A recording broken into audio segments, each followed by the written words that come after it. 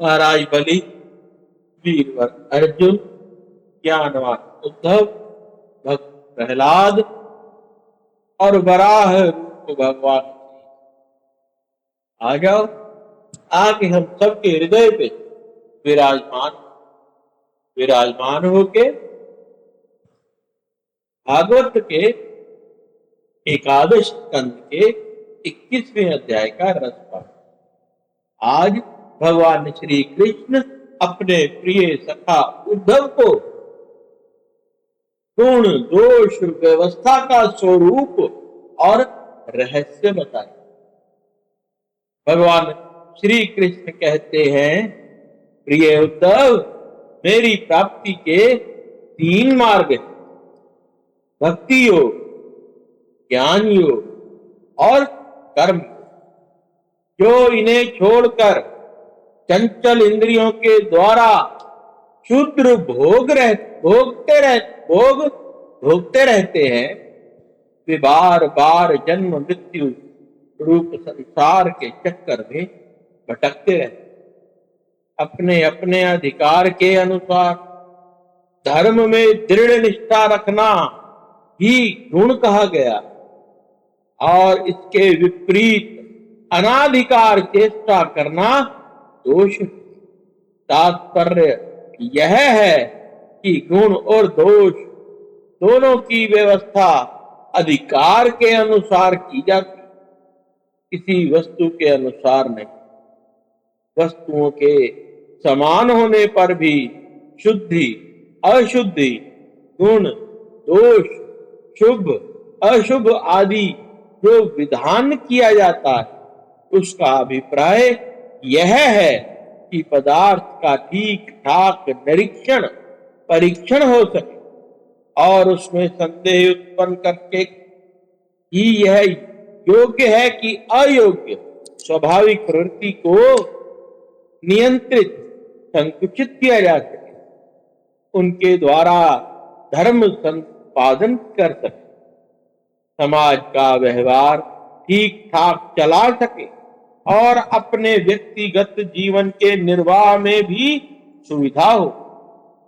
इससे यह लाभ भी है कि मनुष्य अपनी वासना मूलक सहज प्रवृत्तियों के द्वारा इनके जाल में ना फंसकर शास्त्र अनुसार अपने जीवन को नियंत्रित और मन को वशीभूत कर लेता है।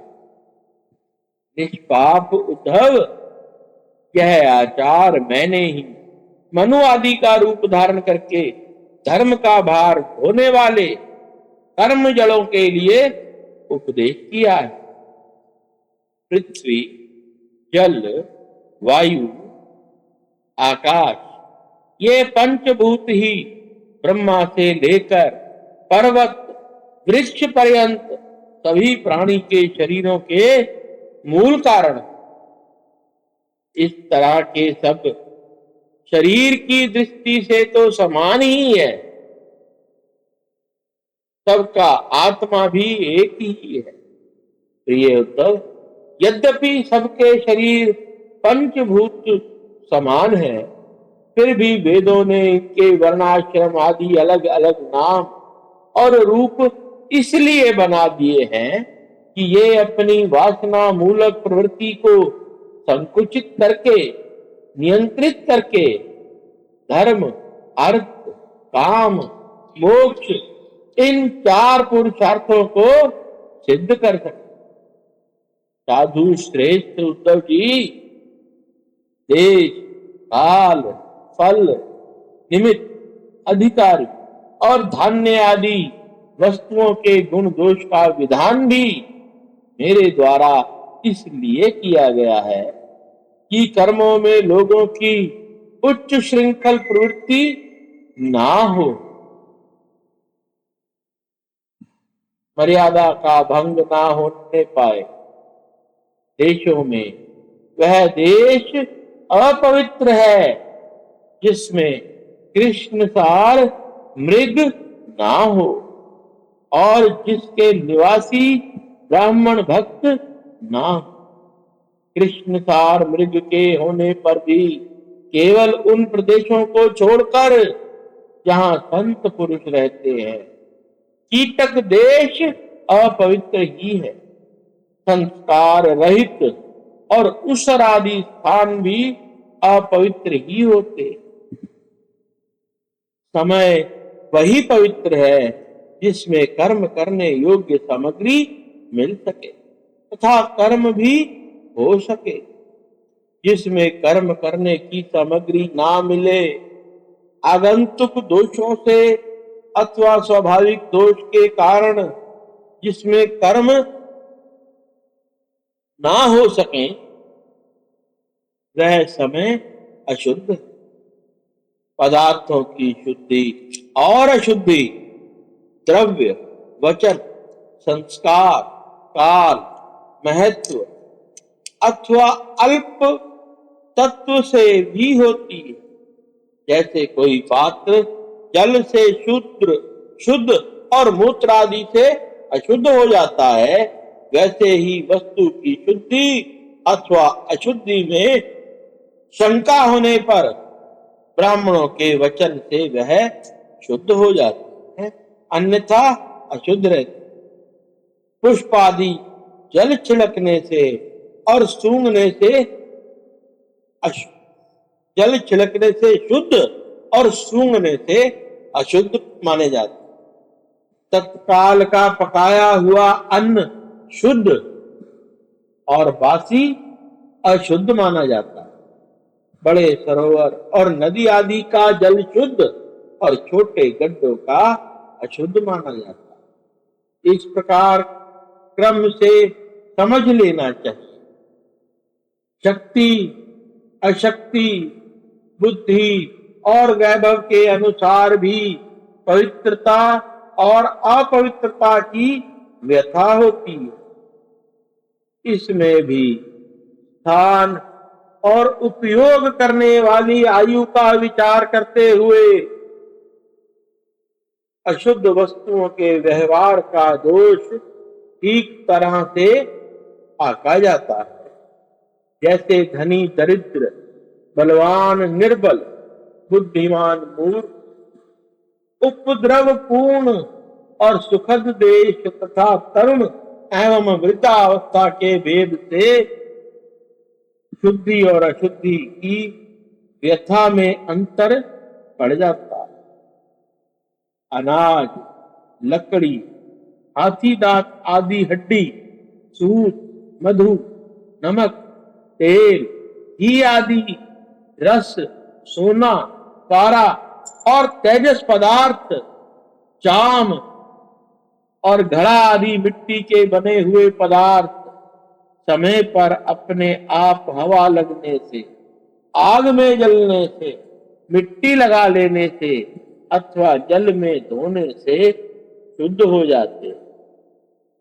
देश, काल और अव्यथा के अनुसार कहीं जल, मिट्टी आदि शोधक सामग्रियों के संयोग से शुद्ध करनी पड़ती, तो कहीं कहीं एक एक से भी शुद्धि हो जाती है। यदि किसी वस्तु में कोई अशुद्ध पदार्थ लग गया हो तो छीलने से या मिट्टी आदि मलने से जब उस पदार्थ की गंध और लेप ना रहे और वह वस्तु अपने पूर्व रूप में आ जाए, तब उसको शुद्ध समझना चाहिए। स्नान, दान, तपस्या, व्यय, सामर्थ्य, संस्कार, कर्म और मेरे स्मरण से चित्त की शुद्धि होती है। इसके द्वारा शुद्ध होकर ब्राह्मण, क्षत्रिय और वैश्य को विहित कर्मों का आचरण करना चाहिए। गुरुमुख से सुनकर भली भांति हृदयंगम कर लेने से मंत्र की और मुझे समर्पित कर देने से कर्म की शुद्धि होती। उद्धव जी, इस प्रकार देश, काल और पदार्थ, कर्ता, मंत्र और कर्म, इन 6 वस्तुओं के होने से धर्म और अशुद्ध होने से अधर्म होता। कहीं कहीं शास्त्र विधि से गुण दोष हो जाता है और दोष गुण। जैसे ब्राह्मण के संध्या वंदन, गायत्री, जप आदि गुण है, परंतु शूद्र के लिए दोष। और दूध आदि का व्यापार वैश्य के लिए विहित है, परंतु ब्राह्मण के लिए अत्यंत निषिद्ध।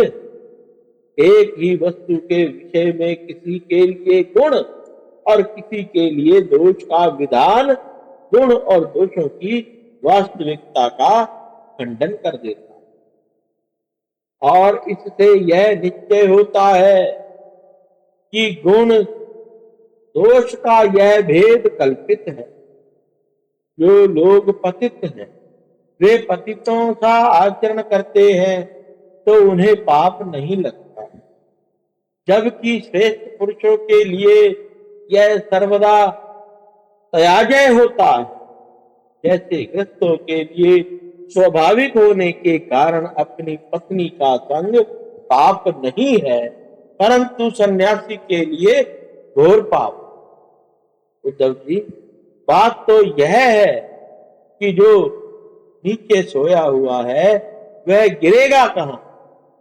वैसे ही जो पहले ही पतित है उनका अब और क्या पतन हो। जिन जिन दोषों और गुणों से मनुष्य का चित्त उपरक्त हो जाता है, उन्हीं वस्तुओं के बंधन से वह मुक्त हो जाता है। मनुष्य के लिए यह निर्वृत्ति धर्म ही परम कल्याण साधन है, क्योंकि यही शोक, मोह और भय को मिटाने वाला। उद्धव जी, विषयों में कहीं भी गुणों का आरोप करने से उस वस्तु के प्रति आसक्ति हो जाती है। आसक्ति होने से उसे अपने पास रखने की कामना हो जाती है, और इस कामना की पूर्ति में किसी प्रकार की बाधा पड़ने पर लोगों में परस्पर कलह होने लगता है। कलह से असहाय क्रोध की उत्पत्ति होती है, और क्रोध के समय अपने हित अहित का बोध नहीं रहता, अज्ञान छा जाता। इस अज्ञान से शीघ्र ही मनुष्य की कार्य का निर्णय करने वाली व्यापक चेतना शक्ति लुप्त हो जाती। साधो, चेतना शक्ति अर्थात स्मृति के लुप्त हो जाने पर मनुष्यों में मनुष्यता नहीं रह जाती, पशुता आ जाती, और वह शून्य के समान अस्तित्वहीन हो जाता। अब उसकी अव्यवस्था वैसे ही हो जाती है जैसे कोई मूर्छित या मुर्दा हो। ऐसी स्थिति में ना तो उसका स्वार्थ बनता है और ना ही परमार्थ। विषयों का चिंतन करते करते वह विषय रूप हो जाता है, उसका जीवन वृक्षों के समान जड़ हो जाता है। उसके शरीर में उसी प्रकार व्यर्थ श्वास चलता रहता है जैसे जुहार की धोकनी की हवा। उसे ना अपना ज्ञान रहता है ना किसी दूसरे, वह सर्वदा आत्मवंचित हो जाता। उद्धव जी, यह स्वर्ग आदि रूप फल का वर्णन करने वाली श्रुति मनुष्यों के लिए उन लोकों को परम पुरुषार्थ नहीं बतलाती, परंतु बाहिर मुक्त पुरुषों के लिए अंतःकरण शुद्धि के द्वारा परम कल्याणमय मोक्ष की विविक्षा से ही कर्मों में रुचि उत्पन्न करने के लिए वैसा वर्णन करती है, जैसे बच्चों से औषधि में रुचि उत्पन्न करने के लिए रोचक वाक्य कहा जाता। जैसे, बेटा प्रेम से गिलोय का काढ़ा पी लो तो तुम्हारी चोटी बढ़ जाएगी। इसमें संदेह नहीं कि संसार के विषय भोगों में, प्राण में और सगे संबंधियों में सभी मनुष्य जन्म से ही आसक्त है और उन वस्तुओं की आसक्ति उनकी आत्मोन्नति आत्मोन्नति बाधक एवं अनर्थ का कारण है। वे अपने परम पुरुषार्थ को नहीं जानते, इसलिए स्वर्ग आदि का जो वर्णन मिलता है वह जो का त्यों सत्य है, ऐसा विश्वास करके देवादि योनियों में भटकते रहते हैं और फिर वृक्षादि योनियों के घोर अंधकार में आ पड़ते हैं। ऐसी अवस्था में कोई भी विद्वान अथवा वेद से फिर उन्हीं विषयों में क्यों प्रवृत्त करेगा? दुर्बुद्धि लोग वेदों का यह अभिप्राय ना समझकर कर्मासक्त वश पुष्पों के समान स्वर्ग आदि लोकों का वर्णन देखते और उन्हीं को परम फल मानकर भटक जाते। परंतु वेद वेदता लोग श्रुतियों का ऐसा तात्पर्य नहीं बतलाते। विषय वासना में फंसे हुए दीनहीन लोभी पुरुष रंग बिरंगे पुरुषों के समान स्वर्ग आदि लोकों को ही सब कुछ समझ बैठते। अग्नि के द्वारा सिद्ध होने वाले यज्ञ आदि कर्मों में ही मुक्त हो जाते। उन्हें अंत में देवलोक पितृलोक की ही प्राप्ति होती। दूसरी ओर भटक जाने के कारण उन्हें अपने निज धाम आत्म पद का पता नहीं लगता। प्यारे उद्धव, उनके पास साधना है तो केवल कर्म की, उसका कोई फल है तो इंद्रियों की तृप्ति। उनकी आंखें धुंधली हो गई, इसलिए वे इस बात को नहीं जानते कि जिससे इस जगत की उत्पत्ति हुई है, जो स्वयं इस जगत के रूप में है, वह परमात्मा में उनके हृदय में मैं ही हूं।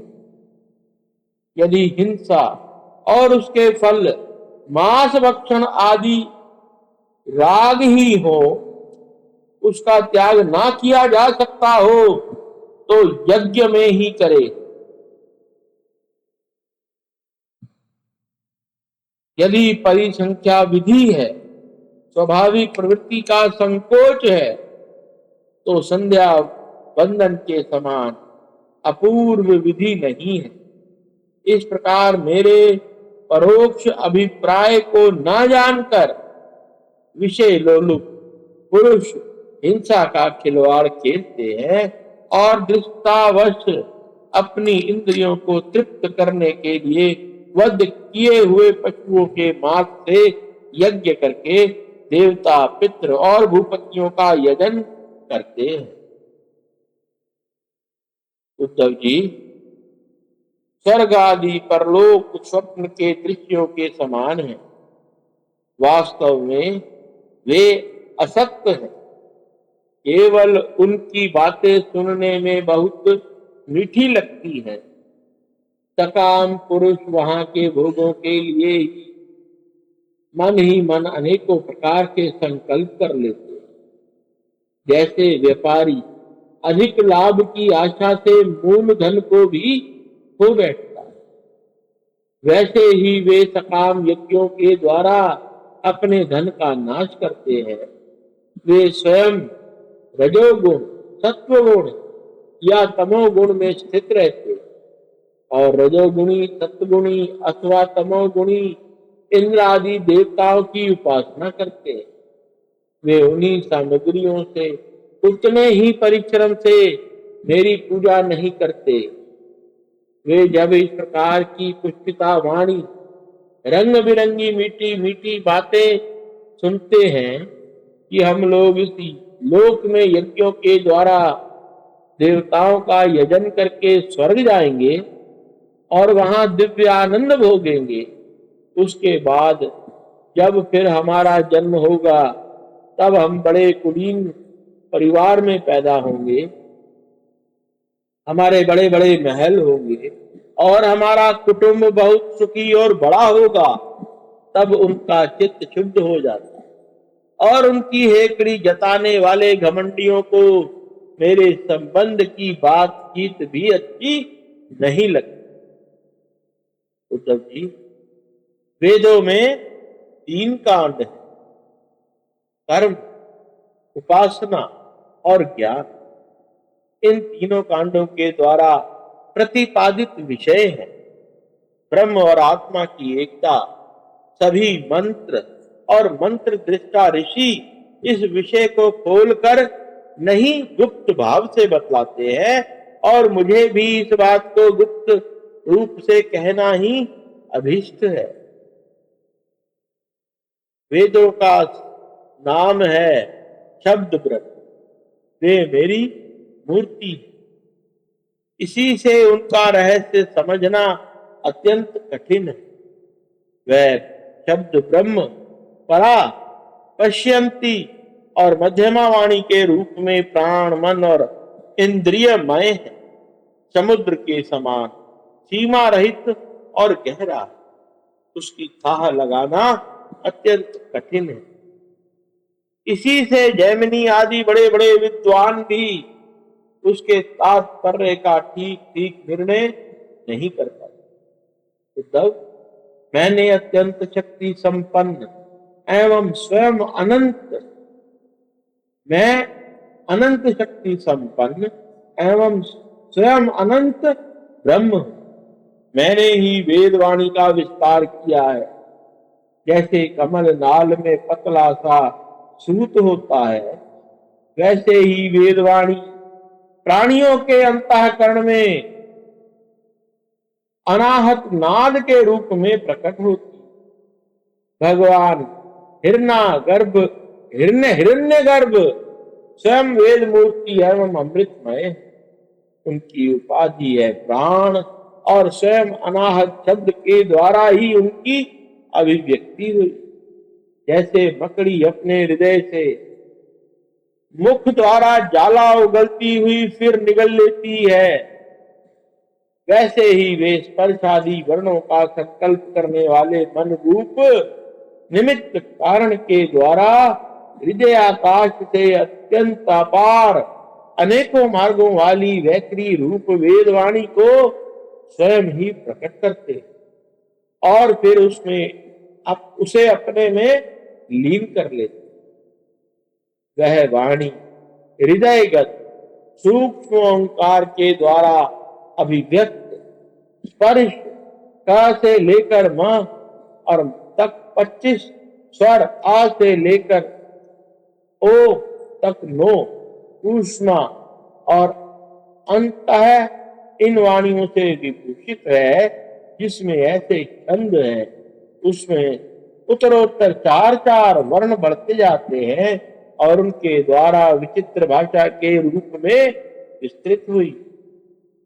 4-4 वर्णों वाले छंदों में कुछ ये हैं: गायत्री, उष्णी, अनुष्टुप, बृहति, पंक्ति, त्रिष्टुप, जगति, अतिछंद, अत्याशिष्ट, अति जगति और विराट।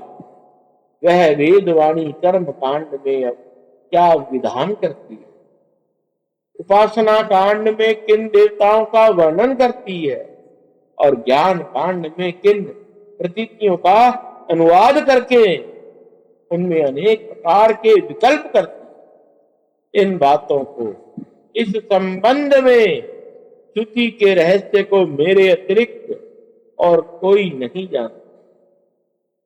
तुम्हें स्पष्ट बतला देता हूं, सभी श्रुतियां कर्म कांड में मेरा ही विधान करती है, उपासना कांड में उपास्य देवताओं के रूप में मेरा ही वर्णन करती है और ज्ञान कांड में आकाश आदि रूप से मुझ में ही अन्य वस्तुओं का आरोप करके उनका निषेध करती। संपूर्ण श्रुतियों का बस इतना ही तात्पर्य है कि वह मेरा आश्रय लेकर मुझ में भेद का आरोप करती है, माया मात्र कहकर उसका अनुवाद करती हैं और अंत में सबका निषेध करके मुझ में ही शांत हो जाती हैं और केवल अधिष्ठान रूप से मैं ही शेष रह जाता हूं। बोलो भगवान श्री कृष्ण की जय। बोलो उद्धव जी महाराज की जय।